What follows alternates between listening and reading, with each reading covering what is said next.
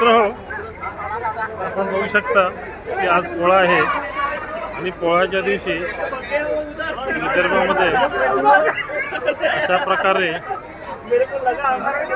बैलांची पूजा केली जाते. त्यांना चांगल्या प्रकारे सजवलं जातं, त्यांची मिरवणूक काढली जाते आणि त्यानंतर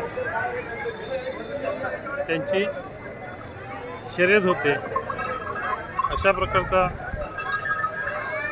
एक सण, अशा प्रकारचा कार्यक्रम विदर्भामध्ये आज पोळ्याच्या दिवशी असे लहान लहान बैल वासरं पण आणली जातात आणि ती संपूर्ण गावामध्ये फिरवली जातात.